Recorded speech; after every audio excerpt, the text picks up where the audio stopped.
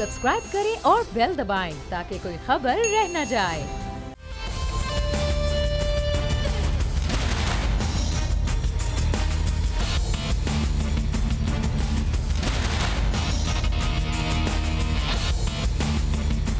अस्सलामुअलैकुम। The special report with Mudassar Iqbal के साथ हाजिर खिदमत है। नाजरीन, मियाँ नवाज शरीफ ने बाहर जाना है, कैसे जाना है इसका तरीका कार तय हो रहा है, लेकिन हम बात करेंगे। इस वक्त हमारे साथ मौजूद हैं सीनियर सहाफ़ी तजज़ियाकार इन चीफ बोल नज़ीर लगारी साहब। बहुत शुक्रिया लगारी साहब आपके वक्त का। मियाँ नवाज शरीफ साहब के लिए मुश्किल दर मुश्किल मामला हुआ कि वो जा सकते हैं नहीं जा सकते हैं, लेकिन अगर तमाम तर अमल से सियासत से हट के ये चीज़ देखी जाती कि अगर काबीना के पास इख्तियार, वो इख्तियार था जब मियाँ नवाज शरीफ साहब की अपनी हुकूमत थी, और ये एक तरीक़ाकार उस वक्त के वज़ीर दाखिला ने तय किया कि ECL में नाम निकालने और डालने के हवाले से काबीना का बहरहाल वो होना चाहिए, क्योंकि काबीना ही सबसे ज़्यादा और बड़ी मजबूत एक हुकूमत के अंदर चीज़ होगी जिससे मंजूरी लेना ज़रूरी होगा। अब काबीना ने जब ये फ़ैसला किया कि उनसे श्योरिटी बॉन्ड लिया जाए, तो फिर श्योरिटी बॉन्ड पे मियाँ साहब या उनके वक्ला या उनकी फैमिली वो राज़ी नहीं हुई है। अब अदालत में ये मामला चल गया है। ये वाकई जो हुकूमत ने उनको जाने की मशरूत इजाज़त दी थी वो कोई गैर आइनी और गैर कानूनी तो नहीं थी, तो मियाँ साहब उसमें श्योरिटी बॉन्ड भर देते तो चीज़ें आज ज़्यादा आसान नहीं होती उनके लिए। नहीं, पहली बात ये है कि एग्जीक्यूटिव ब्रांच में, executive branch of the state, उसमें वो जो है सबसे बड़ा इदारा जो है वो काबीना है। लेकिन कोई भी इदारा, इवन काबीना या पार्लियामेंट या अदालत, लॉ ऑफ द लैंड को ना तो अबाइंस में रख सकता है जी, ना वो उसको एब्रोगेट कर सकता है, ना उससे सरफ़े नज़र कर सकता है, ना उसे छोड़ सकता है। बहरहाल आपके मुल्क में कवानीन और रूल्स मौजूद हैं। मैंने कल भी अर्ज़ किया था कि अगर हुकूमत रेफ़र करे कि जनाब आइन के फ़लाँ आर्टिकल के तहत या पाकिस्तान के फ़लाँ कानून की फ़लाँ शिक या फ़लाँ आर्टिकल के तहत या झैली शिक के तहत या रूल्स ऑफ बिज़नेस के तहत किसी भी तरीके से क्या हुकूमत पाकिस्तान को इस अमर का अख्तियार है कि वो किसी शख्स की जिसकी बेल हो चुकी हो या जिसे बाहर जाना हो इलाज के लिए, कता नज़र इसके कि वो सज़ा याफ्ता है या नहीं है, क्या उसे इस तरह से किसी से पैसे मांगने का और श्योरिटी बॉन्ड्स तलब करने का अख्तियार है? पहली बात यह है कि क्या उसका ये अख्तियार है। देखिए, बाज़ दफ़ा अदालतें फैसला कर सकती हैं अगर कोई बात आइन में, कानून में, रूल्स में और रूल्स ऑफ बिजनेस में मौजूद ना हो तो फिर अपने विजडम से फैसला करती हैं। सही, ये कहा जा सकता है जी कोर्ट ने अपने विजडम से फैसला किया। पहले सुप्रीम कोर्ट ने 6 हफ्ते की बेल दी, फिर लाहौर हाई कोर्ट ने 8 हफ्ते के लिए बेल दी। अब इसके बाद उनके बाहर जाने में ये रुकावट कि जी श्योरिटी बांध दें, कोई ज़ारे ज़मानत दें और 7 अरब दें, 7.5 अरब दें, 5 रुपए दें, 10 रुपए दें, 20 रुपए दें, लेकिन इसको रेफर तो करें ना आप कि आइन की इस शिक के तहत या कानून की इस दफा के तहत। कानूनी राय इस पे ले लेते हैं। इस वक्त सीनियर कानूनदान आरिफ चौधरी साहब हमारे साथ मौजूद हैं। बहुत शुक्रिया आरिफ चौधरी साहब आपके वक्त का। सर, हुकूमत के पास कोई इख्तियार था या इख्तियार है कि वो किसी भी ऐसे शख्स को जिसको अदालत जमानत दे दे 8 हफ्तों के लिए, जिसमें ये बाउंड ना हो कि वो बाहर जाएं या ना जाएं, वो इलाज के लिए बहरहाल उनको जमानत दी गई, तो हुकूमत कैसे, किस कानून के तहत उसको श्योरिटी बॉन्ड मांग सकती है, उस पर किसी भी किस्म की कदगन लगा सकती है? देखिए, बात यह है कि कानून, जहाँ तक कानून का ताल्लुक है, कोई ऐसा कानून मौजूद नहीं है, आज तक कभी ऐसा हुआ भी नहीं है कि कोई शख्स जो सजा याफ्ता हो उसे मुल्क से बाहर जाने की इजाजत दी गई हो इलाज की गरज से। सही, लेकिन ये जब मामला उनके पास आया और उसमें चूंकि अदालत ने ये लिखा कि जहाँ चाहे इलाज करवा सकते हैं, हुकूमत ने अपने तौर पर जब उन्हें अप्रोच किया गया तो उन्होंने एक रास्ता निकाला कि एक तरफ पॉलिटिकल प्रेशर है कि सारे लोग कह रहे हैं कि जिन्हें जाना चाहिए और लोग अपने और प्राय सब कह रहे हैं कि देखें जी, ये अगर खुदा न खासा इन्हें कुछ हो गया तो कहेंगे देखें इन्हें इन्होंने इलाज के लिए भी नहीं जाने दिया, और खासतौर पे जब उन्हें 6-8 हफ्ते के लिए यानी अदालत से भी ये मोहलत यानी सस्पेंशन की सूरत में मिल चुकी है। तो इसलिए हुकूमत के पास फिर इसके अलावा कोई और रास्ता नहीं था कि वो एक इतनी रकम यानी जो उनके खिलाफ एलाज की गई है उसका वो श्योरिटी बांड मांग लें, क्योंकि इससे कम अज कम उन्हें ये तसल्ली है कि अगर वो कल को नहीं आते तो हुकूमत के पास ये जस्टिफिकेशन होगी कि वो उसी श्योरिटी बांड को एग्जीक्यूट करके तो वो रकम जो है वो रिकवर कर सकती है। क्योंकि अदरवाइज मैं समझता हूँ कि इसकी कोई कानूनी ऐसी सूरत मौजूद नहीं है कि जिसमें कोई शख्स सजा चुके, सजा याफ्ता की सजा जो है ये उसे सफर करनी होगी, उसे ये गुजारनी होगी, और उसके लिए अगर वो नहीं वापस आते तो ये जिम्मेदारी उसी शख्स की होगी या उस इदारे की होगी जिसने उसे इजाजत दी कि वो मुल्क से बाहर चला जाए, कि वो मेक श्योर करे और वो आंसरेबल होगा अदालत को भी कि आपने किस तरह से जाने की इजाजत दी। तो इसलिए उन्होंने ये श्योरिटी बांड तो इसमें अगर का लफ्ज़ इस्तेमाल करते हो क्योंकि आप कानूनदान है, अगर ये आज मामला लाहौर हाई कोर्ट से मियां साहब को इजाज़त मिल जाती है फिर हुकूमत की जिम्मेदारी तो नहीं रहेगी, लेकिन क्या ये आज की इजाज़त के बाद जो फैसला आ जाएगा वो कल को कानून की हैसियत हो जाएगा आरिफ चौधरी साहब, कि कल को कोई और भी मरीज इस तरह से कैदी जो सजा भुगत रहा हो वो भी फिर बाहर जा सकता है इस फैसले को लेकर नज़ीर बनाकर? देखिए, ये बिल्कुल जो हाई कोर्ट के फैसले होते हैं अगर चैलेंज ना किए जाएं तो वो बिल्कुल नज़ीर बन जाते हैं, और ये नज़ीर तो होगी इस मामले में कि कल को कोई और शख्स जो है इस तरह की सिचुएशन में होगा, बीमारी उसकी जो है वो उसके बाद डॉक्टर जो है वो रिपोर्ट दे दें कि ये सजा याफ्ता तो है लेकिन इसका इलाज यहाँ मुमकिन नहीं है, तो उसकी भी इजाज़त फिर अदालत को देना पड़ेगी। इसीलिए मैं ये समझता हूँ कि ये काम मुझे नहीं लगता कि अदालत से उनका हो जाए, क्योंकि उसमें दो वजूह है। एक तो केस जो है वो बुनियादी तौर पर पेंडिंग है, अपील जो है वो इस्लामाबाद हाई कोर्ट के पास, और इस्लामाबाद हाई कोर्ट ने ही उन्हें 8 हफ्तों के लिए ये रिलीज किया है जमानत पर इलाज के लिए। तो मैं नहीं समझता कि ये केस जो है वहाँ चल सके। जो इतराज उठाया है उन्होंने वफाक ने, वो इतराज बड़ा वैलिड है कि ये इख्तियार उसी कोर्ट के पास है जो इसको रेगुलेट कर रही है सेंटेंस को और अपील को। तो अपील को, हाँ जी, तो इसलिए मुझे लगता नहीं है कि उन्हें ये रिलीफ वहाँ से मिले। मैंने तो कल परसों से जब भी ये बात पूछी गई है तो मेरा तो यही जवाब है कि इस तरह की ना मिसाल है, ना चांसेस हैं कि उन्हें मिल सके, और ना ही ये मामला इस्लामाबाद हाई कोर्ट के अलावा किसी और के पास इसका फैसला हो सकता है। क्योंकि जो कहा जा रहा था, अभी एक जगह हम और प्रोग्राम में बात कर रहे थे और एक हमारे दोस्त जो थे वो कह रहे थे कि नहीं जी वही, चूंकि वफाकी हुकूमत पार्टी है तो ये हर हाई कोर्ट को में इख्तियार, ऐसी बात नहीं है। चूंकि मामला महज वफाकी हुकूमत के पार्टी होने का नहीं है, मामला एक सजा की सस्पेंशन और वो भी लिमिटेड टाइम के लिए, उसके अरसे में, उसी अरसे में किसी उस कॉन्विक्ट का मुल्क से बाहर जाने का मामला है। तो इसलिए वो कोर्ट जो इसे रेगुलेट कर रही है उसके अलावा कोई और इसे फैसला करेगा नहीं। ठीक है, बहुत शुक्रिया आरिफ चौधरी साहब, एक कानूनी राय जो है वो सामने आ गई। नज़ीर लगारी साहब, तो ने तो कानून का जो पैरामीटर्स है उसके अंदर वो फैसला करना है। एक बड़ा अहम पॉइंट जो उठाया है, जो विफाक के वकील कह रहे थे वो भी आरिफ चौधरी साहब कह रहे थे कि ये कानूनी तौर पर शायद उनके लिए वहाँ रिलीफ ना हो, इस्लामाबाद हाई कोर्ट है और यही इतराज़ वहाँ उठाया गया। लेकिन अमजद परवेज़ जो मियां नवाज शरीफ के वकील हैं वो कह रहे हैं कि वो कर सकते हैं। अब बहरहाल लाहौर हाई कोर्ट ने जो भी फैसला देना है वो किया जाएगा। लेकिन एक चीज़ यहाँ पर है कि हुकूमत ये बात के श्योरिटी बॉन्ड हो, मियां नवाज शरीफ साहब या उनका ख़ानदान है वो कह रहे श्योरिटी बॉन्ड किसी किस्म का ना दिया जाए। अब इस सारे अमल के अंदर जो असल बात थी जिसके हम पहले दिन से बात करते हैं, मियां नवाज शरीफ साहब की सेहत, अल्लाह ताला उन्हें सेहत दे, उनकी सेहत सियासत से नीचे चली गई और सियासत इस वक्त ऊपर आ गई है। ये बहरहाल बहुत सारे मेरे जैसे वो बहुत सारे लोगों को इस बात की भी फिक्र है कि मियां साहब की सेहत को पहले मद्देनजर रखना चाहिए था, चाहे वो हुकूमत होती या चाहे वो उनका अपना ख़ानदान या उनकी अपनी जमात होती। बजा तौर पर ऐसा है और सेहत को बहरहाल पेश नज़र रखना चाहिए। सियासत तो खुद मरियम साहब कहती है कि सियासत होती रहेगी, मैं इस वक्त कोई बात नहीं करना चाहती मैं अपने वालिद साहब के, लेकिन जब ये सियासत आगे होती रहेगी तो ये कर लेना चाहिए था मियां साहब के लिए। बजा ऐसा है कि सियासत भी चलती रहती है और फैमिली भी अपने सारे अमल में होती है।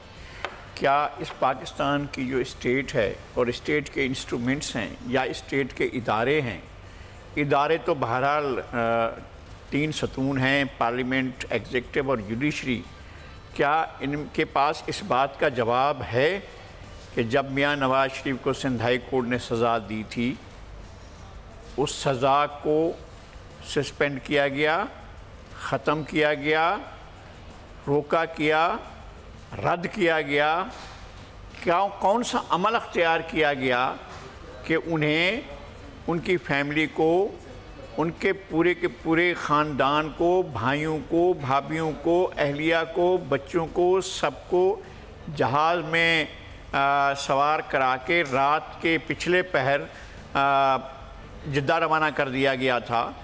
तो उस वक्त कौन सा कानून अमल में आया था? उस वक्त अदालतें यही मौजूद थीं, उस वक्त कोई अपील नहीं हुई थी, उस वक्त सज़ा हो चुकी थी। टाइम बार अपील की इजाज़त इफ्तिखार चौधरी साहब ने दी थी और उस वक्त भी कोई कानून मौजूद नहीं था। उस वक्त भी कानून के अंदर ये कोई सूरत मौजूद नहीं थी कि कोई आदमी 8 साल बाद, 10 साल के बाद किसी सज़ा के ख़िलाफ़ अपील करे और वो एडमिट भी हो जाए और उस पर सही बिल्कुल और फैसला भी आ जाए। लेकिन ऐसा हुआ है इस मुल्क के अंदर।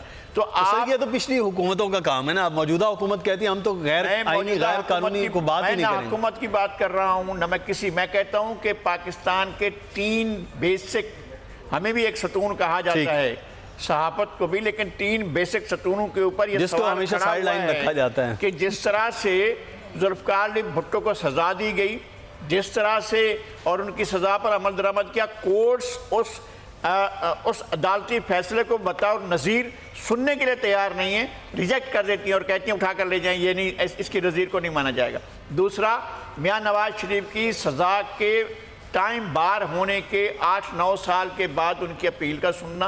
और तीसरा, एक शख्स को बगैर किसी कन्विक्शन के, किसी अदालत से किसी सज़ा के बगैर आपने 12-13 साल रखा, अब वो फिर जेल में है। आप बताएंगे कि कौन से कानून के तहत है? यहाँ पाकिस्तान में कानून जो है वो इसी तरह चलाया जाता है और यहाँ पर इदारों को और कानून के साथ इस तरह से खिलवाड़ होता है। तो अब ये चीज़ें हो रही हैं। अगर किसी की जान अजीज़ है और अगर किसी की बीमारी का एहसास है और अगर किसी समझते हैं, और जिस तरह से डॉक्टर दोनों, प्राइवेट बोर्ड भी और सरकारी बोर्ड भी, इस वक्त जो एहसास की आप बात करें, फैसल जावेद साहब हमारे साथ मौजूद हैं, सेनेटर हैं पाकिस्तान तहरीक इंसाफ के। बहुत शुक्रिया फैसल आपके वक्त का। मियां नवाज शरीफ साहब की सेहत का मामला था, वो कह रहे हैं कि आप कभी तावान मांगते हैं, बॉन्ड कर देते हैं और बॉन्ड मांग रहे होते हैं, तो ये क्यों? जब अदालतों ने उनके लिए जमानत दे दी तो आप बाउंड्रियां क्यों लगा रहे हैं? जी बहुत बहुत शुक्रिया। अस्सलाम वालेकुम नज़ीर लगारी साहब। जी मुदस्सिर भाई, देखिए अदालत ने जो जमानत दी है उसका ये मतलब नहीं है, या मशकिलें भी जो उन्होंने जमा कराए हैं, ये मतलब तो नहीं है उसका कि ECL में उनका नाम हट जाए। जो लाहौर हाई कोर्ट का फैसला आया था चौधरी शुगर मिल्स में, उसमें अदालत ने फैसले में मेंशन कर दिया था कि इलाज या पाकिस्तान में या बैरून मुल्क करवाएं, कोई मसला नहीं है। लेकिन इधर जो इस्लामाबाद हाई कोर्ट का जो फैसला आया है, इसमें कोई ऐसी चीज नहीं थी स्पेसिफिकली। तो जब इन्हें इलाज के लिए बाहर जाने की जरूरत हुई तो, और यकीनी तौर पे इनकी सेहत खराब है और इन्हें बाहर जाना चाहिए, तो उस वक्त जब देखा गया कि मुजरिम का नाम ECL पे है, तो अब कोई तरीकाकार ऐसा नहीं था कि इनका नाम ECL से हटाया जाए, सिवाय इसके कि श्योरिटी बॉन्ड, क्योंकि इनके खानदान के 1 से ज्यादा लोग बाहर हैं और वो केसेस में मतलूब हैं और वो मफरूर हैं, और इनके 2 बेटे, इनके समधी और इनके भाई के बेटे भी। तो ऐसी सूरत हाल में इनका नाम जो है वो किसी श्योरिटी के बगैर निकालना बड़ा मुश्किल था, और 1 टाइम परमिशन देना। लेकिन फैसल साहब, मियां नवाज शरीफ तो 13 जुलाई को सजा सुनने के बाद भी वापस आ गए, तो वो कहते हैं हम तो पहले भी आ गए थे, अब भी आ जाएंगे। तो अगर आ जाएंगे तो ये बॉन्ड उन्हें वापस मिल जाएगा, कोई मसला ही नहीं है। तो वो कह रहे हैं बॉन्ड अगर हमने दिया तो पाकिस्तान तहरीक इंसाफ इस बॉन्ड को दिखाकर सियासत करेगी कि ये देखें जी डील करके पैसे दे के गए हैं। नहीं, एक इसमें एक और वजह भी है, ये वजह नहीं है। वजह ये है, वो पैसे तो बहुत ज्यादा बनते हैं, ये तो सिर्फ 7 अरब रुपया वो है जो कि अदालत की उसमें है। देखें, दूसरी वजह यह है कि केसेस हैं, इसके जो मरकजी किरदार हैं वो नवाज शरीफ साहब हैं। अगर ये वापस नहीं आते तो वो सारे केसेस रुक जाएंगे, तो इसलिए ये सूरत हाल भी हमारे सामने है। दूसरा, 1981 का जो ECL ऑर्डिनेंस है जी, उसका सेक्शन 2 जो है, उसमें ये बताया गया है कि हुकूमत की स्वाबदीद है कि किसी का नाम ECL से निकालें या डालें, किन शराइत पे जो सेटिस्फैक्ट्री हो गवर्नमेंट को। तो गवर्नमेंट ने ये समझा कि ये सेटिस्फैक्ट्री है कि अगर ये जमानती बॉन्ड साइन करके दे देते हैं और हम चाहते हैं कि वो बाहर जाएं, हम चाहते हैं वो इलाज कराएं, हम तो उनके लिए रास्ते पैदा कर रहे हैं, तो प्रोसीजरल एस्पेक्ट्स लेकर आए हैं। सही। दूसरी तरफ नून लीग जो है वो मतवातर इनकी सेहत के ऊपर स्वाय सियासत के और कुछ नहीं कर रही, उसका इलाज पे फोकस नहीं है। सही। वो तकरीरें कर रहे हैं। साहब, मैं ब्रेक भी जा रहा हूं, मुझे सवाल है कि अगर लाहौर हाई कोर्ट से उनको जमानत मिल जाती है अगर, तो क्या फिर वफाकी हुकूमत इसको चैलेंज करेगी फैसले को? देखिए जी, मेरी इतलात के मुताबिक वफाकी हुकूमत ने जो फैसला किया है कि जो भी अदालत का फैसला आएगा मनोअन उसको तस्लीम करेंगे, चैलेंज नहीं करेंगे। सही, क्योंकि बहुत शुक्रिया फैसल जावेद साहब मौजूद थे कि आज जो भी फैसला आया उसे मनोअन तस्लीम किया जाएगा, उसको चैलेंज नहीं किया जाएगा। तो अब देखना यह कि लाहौर हाई कोर्ट से आज की समाअत जो जारी है उसमें क्या फैसला आता है। नज़ीर लगारी साहब हमारे साथ मौजूद थे, फैसल जावेद साहब आपका बहुत शुक्रिया, नज़ीर लगारी साहब आपको बहुत शुक्रिया। हमें एक ब्रेक लेना है, ब्रेक के बाद वापस आएंगे तो फिर कश्मीर की सूरत हाल पर बात करेंगे। 104 दिन हो गए हैं, सदर आज़ाद कश्मीर सरदार मसूद अहमद खान साहब हमारे साथ मौजूद होंगे, कश्मीर की सूरत हाल पर बात होगी। बहुत शुक्रिया, ब्रेक लेना।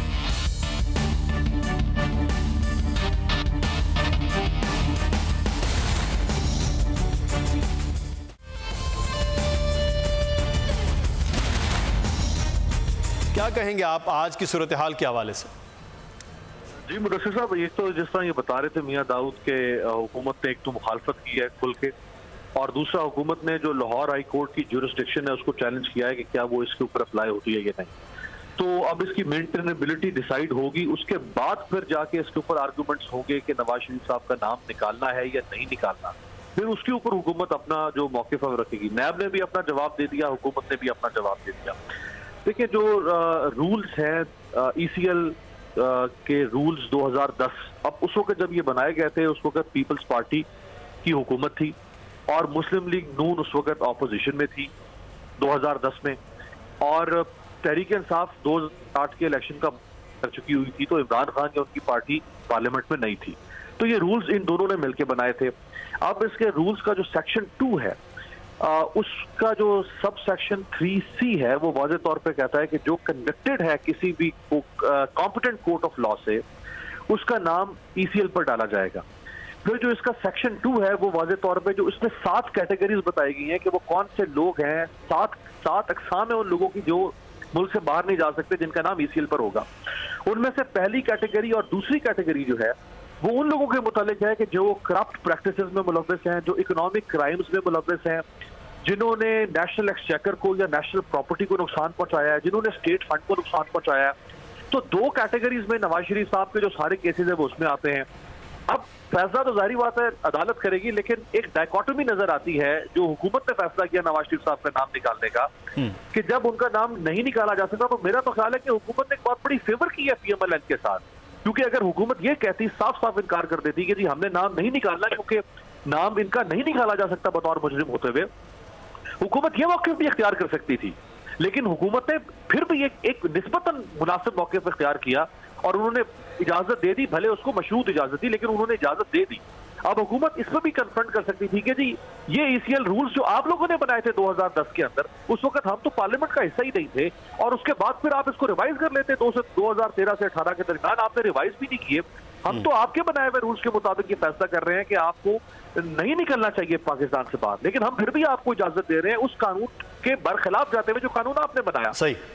तो मेरा ख्याल है कि इसको बेहतर था कि दोनों मिल। अच्छा अमीर अब्बास, हम इस पे जो आप बात कर रहे हैं कि हुकूमत ने फेवर दिए, इंसानी बुनियादों पर मामला था तो इसमें इंसानी बुनियादों पर ही ये दी जानी चाहिए थे या नहीं, हम इस पर बात करते। लगारी साहब के मौक़िफ़ ले रहे हैं। लगारी साहब, हुकूमत के पास कानून और उसके जो रूल्स एंड रेगुलेशन है उसके अंदर रहकर ही तमाम तर चीज़ें हो सकती हैं, एक्स्ट्रा फेवर की बात नहीं हो सकती है। मियां नवाज शरीफ साहब बुनियादी तौर पर 3 बार वज़ीर आज़म ज़रूर रहे हैं, लेकिन इस वक्त एक केस के अंदर वो मुजरिम की हैसियत में, मुलजिम नहीं मुजरिम की हैसियत से हैं, जिस बिना पर उनकी ज़मानत और सज़ा की मअतली और तमाम तर मामलात हुए हैं। अब ये तमाम तर चीज़ें मियां साहब की या उनकी पार्टी की या उनके ख़ानदान की फरमाइश के मुताबिक कैसे की जा सकती हैं? कुछ रूल्स हैं जो बनाए गए हैं हुकूमतें, जो भी हुकूमतें माजी में रहीं उनकी जानिब से, तो उन रूल्स के तहत रहते हुए उन्हीं रूल्स को फॉलो करते हुए जा भी सकते थे। यहाँ पर भी मामला फिर नून लीग पर ये तनकीद करते हैं पाकिस्तान तहरीक इंसाफ कि वो खुद सियासत कर रहे हैं मियां साहब की बीमारी को लेकर। देखें, मसला ये है, जैसे मैंने पहले अर्ज़ किया कि इस तरह की 3 मिसालें हैं।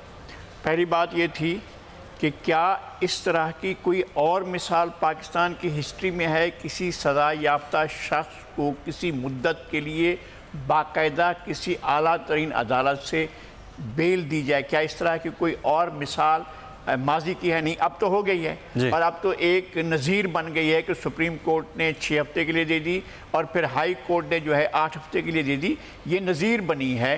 ये कहीं भी ना कोई कानून, ना रूल, ना आइन का कोई आर्टिकल, ना कानून की कोई शिक, ना ही कोई रूल ऑफ बिजनेस जो है वो इस तरह के उसकी इजाज़त देते हैं। खालिसतन इंसानी हमदर्दी की बुनियाद पर यह अपील की गई और उस पर अदालत ने फैसला दिया। नंबर 1। नंबर 2, ये अब हुकूमत के पास था। हुकूमत आउट राइट बाहर जाने का इनकार कर सकती थी, रेफरिंग द लॉ, जो रिलेवेंट लॉ है उसको रेफर करती है और कहती है कि जनाब ये कानून है, वो किसी दौर में भी बना।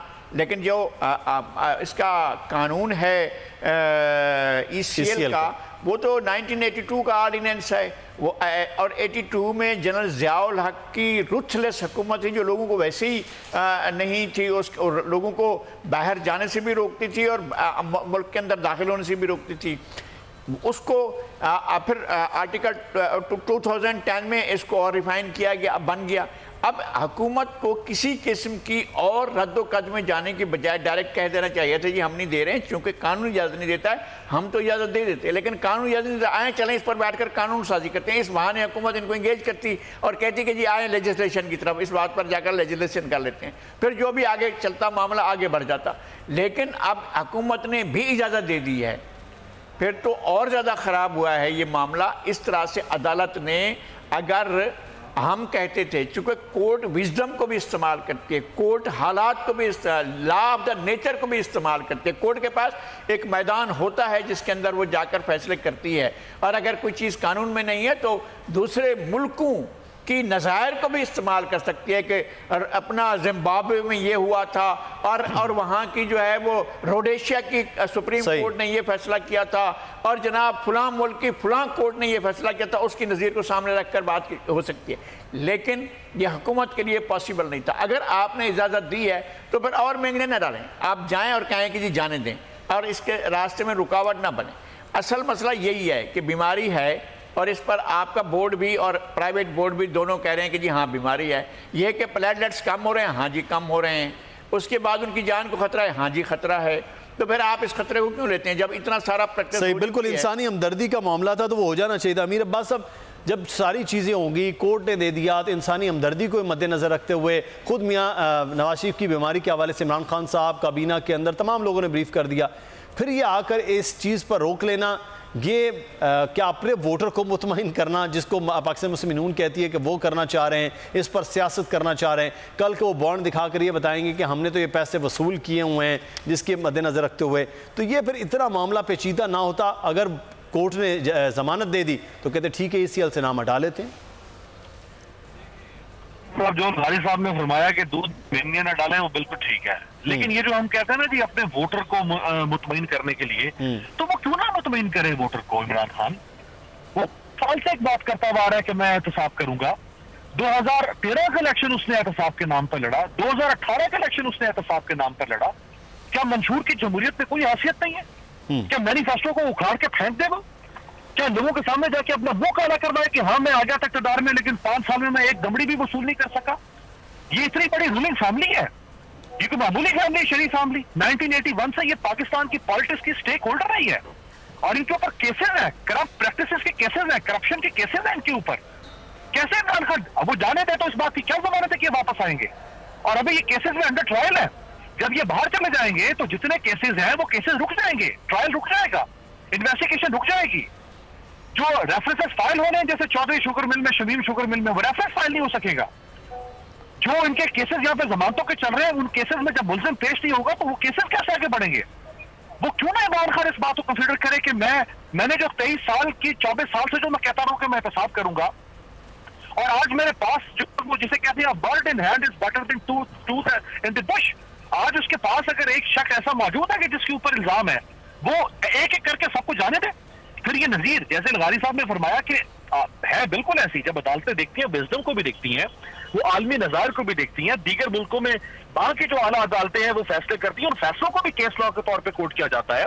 लेकिन ये हुकूमत भी तो नज़ारे देख रही है ना कि हसन नवाज भाग गया, हुसैन नवाज भाग गया, इसहाक डार भाग गया, सुलेमान शहबाज भाग गया, अली इमरान, तो ये नज़ारे ही तो है। तो लेकिन अमीर अब्बास, मियां नवाज शरीफ तो 13 जुलाई को वापस भी आ गए सजा सुनने के बावजूद अपनी साहबजादी के साथ, तो ये भी तो एक नज़ीर होगी कि वो उस वक्त आए जब वो नहीं आ सकते थे, उनके लिए आसान था।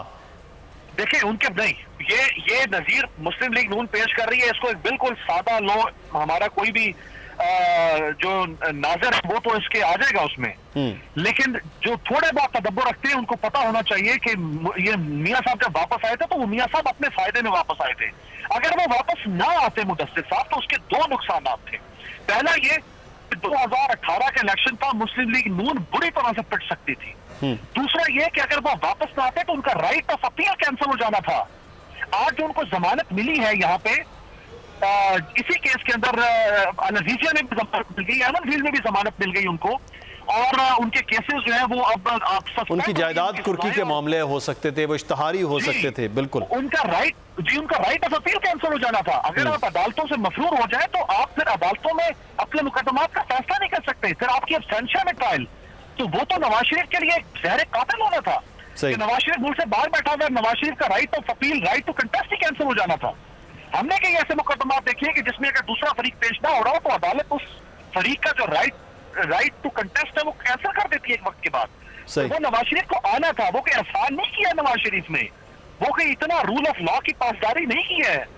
दोनों फायदे थे, उनका एक सियासी फायदा था, उनकी सियासी जमात थी, वो उनके लिए भी वापस आना था क्योंकि इलेक्शन था, फिर उनके अपने कानूनी तौर पर भी वो जिस तरह से वो थे उनका वापस आना भी ज़रूर था। लगारी साहब, इस वक्त मामला तो बहरहाल अदालत में है, अभी मियां दाऊद बता रहे थे कुछ ही देर के बाद फैसला भी सुनाया जाएगा। ये फैसले के हवाले से अब मियां नवाज शरीफ का अगर ये काबिल समात या नाकाबिल समात का मामला आ जाता है और इस्लामाबाद हाई कोर्ट की तरफ रेफर हो जाता है अगर कि मामलात हो रहे हैं, तो मियां नवाज शरीफ साहब की सेहत के हवाले से बार बार बात की जा रही है, मरियम औरंगजेब साहब बार बार बात कर रही हैं कि उनकी तबीयत मज़ीद ख़राब हो रही है, तो ये तबीयत पे कंप्रोमाइज़ किया जा रहा है नून लीग की जानिब से या फिर उस मामले पे ही अटका जा रहा है खुद नून लीग की जानिब से? ये तो एक तरीक़ाकार हो सकता था, बॉन्ड दे दिया जाता, मियां साहब चले जाते, फौरी तौर पर इसको चैलेंज कर दिया जाता अदालत में। नहीं, वो भी हो सकता था। दूसरी बात ये है कि वो तो मुस्लिम लीग नून कर सकती थी, हुकूमत तो ये कर सकती है ना कि एक कन्विक्टेड आदमी अगर चला गया है कोर्ट के आर्डर पर कि जी उनकी बेल हो गई है, और इसी कोर्ट ने तो ये भी कहा है कि बैरून मुल्क या अंदरून मुल्क जहाँ इलाज कराएं चाहें जा सकते हैं, और इसी कोर्ट के पास एक मामला है। पहली बात तो ये है कि सुपीरियर जुडिशरी किसी भी मामले को कहीं भी सुन सकती है, इसके बारे में कोई कदगन नहीं है कि इस्लामाबाद हाई कोर्ट ही सुनेगी या वो लाहौर हाई कोर्ट सुनेगी या सिंध हाई कोर्ट सुनेगी, बल्कि इस तरह भी होता है कि बहुत से केसेस जो हैं जो यहाँ की न्याय अदालतों को सुननी चाहिए वो वहाँ इस्लामाबाद में लगे हुए हैं, और जरदारी साहब को तो हमेशा ही वहाँ की अदालतों को जाना पड़ा है और वहाँ ही उनके केस होते रहे। यहाँ नहीं देखा गया है कि जुरिसडिक्शन क्या है क्या नहीं है, सज़ा याफ्ता है या नहीं है, मगर जेल में पड़े हुए हैं, पहले भी पड़े थे अब भी पड़े हुए हैं। ये बिल्कुल दूसरी बातें हैं।